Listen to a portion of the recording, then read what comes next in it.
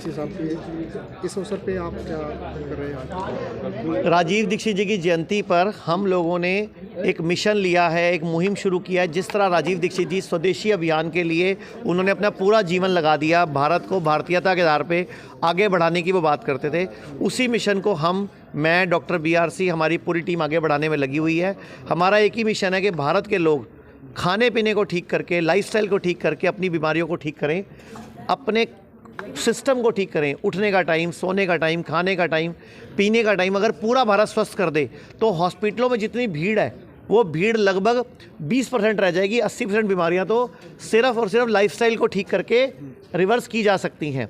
और लाइफस्टाइल में ठीक क्या करना है, जैसे आप नाश्ता करते हो तो नाश्ते में आप जो भी खाते हो वो खाओ, उससे पहले आप अपना वजन गुणा 10 ग्राम फ्रूट की प्लेट खा लो। मतलब जितना आपका वजन है, अगर आप 70 किलो के तो 700 ग्राम फ्रूट पहले खा लो, फिर आप जो खा रहे हो वो खाओ। अब आपको लगेगा उतना खाया नहीं जाएगा तो ऐसा 4-5 दिन होगा, लेकिन उसके बाद खाया जाएगा। लंच में आप वजन गुणा 5 ग्राम और डिनर में भी वजन गुणा 5 ग्राम पहले सलाद खा लो।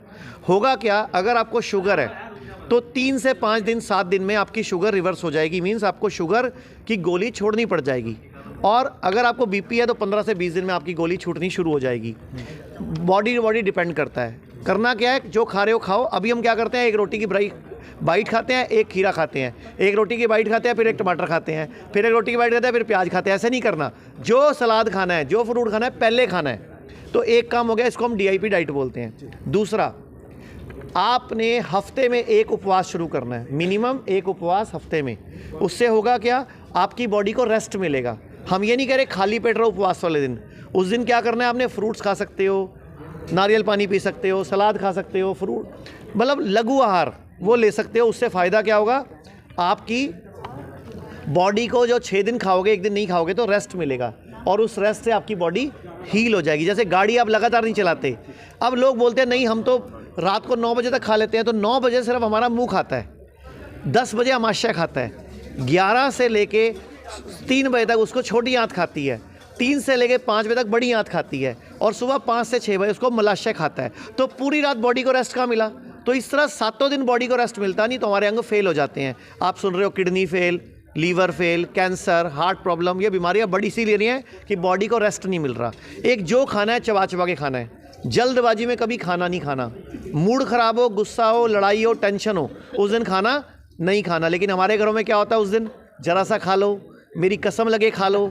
खाने से क्या नाराज़गी, खाना ही तो है। अच्छा तुम्हारी मर्जी का बना देती हूँ, अरे भैया नहीं, उस दिन खाना खाया हुआ हजम नहीं होता। तो ये छोटी छोटी बातें हमने इन बुक्स के माध्यम से दुनिया को सिखाने की कोशिश की है कि पूरा भारत अपने आप ही स्वस्थ हो जाए। तो शुगर हो, BP हो, जोड़ों का दर्द हो, लीवर खराब हो, किडनी फेल हो, बड़ी से बड़ी बीमारी, आप घर पर hot water immersion, head down tilt, जिसको हम ग्रैड सिस्टम बोलते हैं, DIP डाइट, पंचकर्म और अपना उपवास और नंगे पांव घास पे घूमना, इन तरीकों से रिवर्स कर सकते हो। एक लास्ट बात कि सूरज डूबने के बाद खाना नहीं खाना चाहिए असूल से।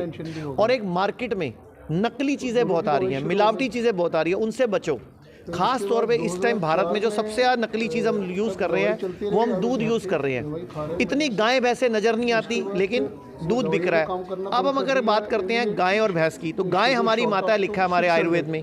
भैंस पे लिखा है अकल बड़ी के गई भैंस, काला अक्षर जिसकी लाठी भैंस के आगे। तो हमारे पूर्वज क्या कहना चाहते थे कि भैया गलती से भी भैंस का दूध नहीं पीना। America, Russia, Japan, Germany, Australia, पूरी दुनिया के 198 देश भैंस का दूध नहीं पीते।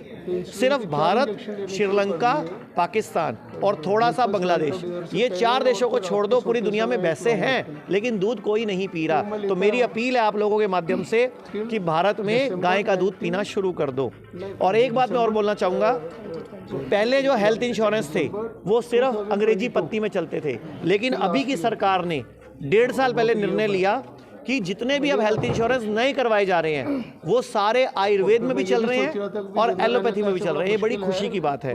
और हम आप चैनलों के माध्यम से, आप पत्रकार भाइयों के माध्यम से एक अपील करना चाहेंगे और आपसे रिक्वेस्ट भी करूंगा, जब भी कोई बड़ा मंत्री, कोई नेता मिले उसको जरूर ये सवाल पूछना कि आयुष्मान योजना पूरी दुनिया की हेल्थ की सबसे बड़ी योजना है। भारत में लागू हुए 5 साल हो चुके हैं, लेकिन उसका नाम आयुष्मान है, उसमें आयुष है नहीं, पता नहीं मान किस बात का है।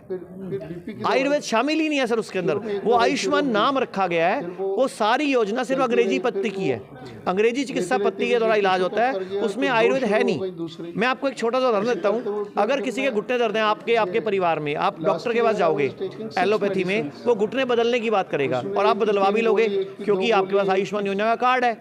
लेकिन आयुर्वेद में जानू बस्ती से वही घुटने रिपेयर किए जा सकते हैं, वही घुटना ठीक किया जा सकता है, मतलब बदलने की जरूरत नहीं है, लेकिन आयुर्वेद को दबाया गया है। ऐसे ही कमर दर्द है, रीढ़ की हड्डी घिसी हुई है, हिप जॉइंट घिसा हुआ है, डॉक्टर बोलेगा ट्रांसप्लांट कराओ, जबकि कटी वस्ती से, पृष्ठ वस्ती से आयुर्वेद में वही रीढ़ की हड्डी रिपेयर हो सकती है, लेकिन कोई बताता नहीं। ऐसे ही हार्ट में आपके एक ब्लॉकेज हो जाए, डॉक्टर बोले बाईपास सर्जरी कराओ या स्टंट डलवाओ, तो आयुर्वेद में हृदय वस्ती से बड़ी आसानी से हार्ट की ब्लॉकेज खोली जा सकती है, उसको हृदय वस्ती बोलते हैं, लेकिन वो चीज़ छुपाई जा रही है।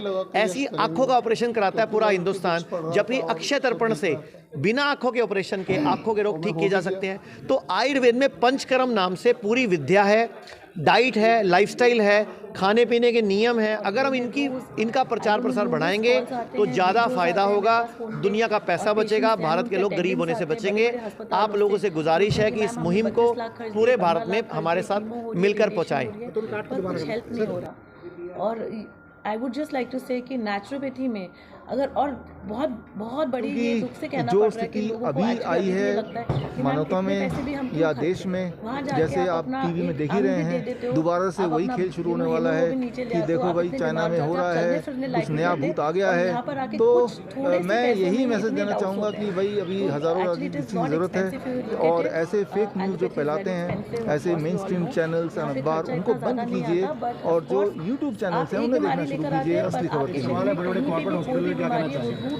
देखिए, वो तो लूट का एक अड्डा है। जिस तरह से गब्बर के अड्डे के बारे में क्या कहना चाहेंगे, अगर आप पूछें तो क्या जवाब हो सकता है, वही जवाब है मेरे लिए।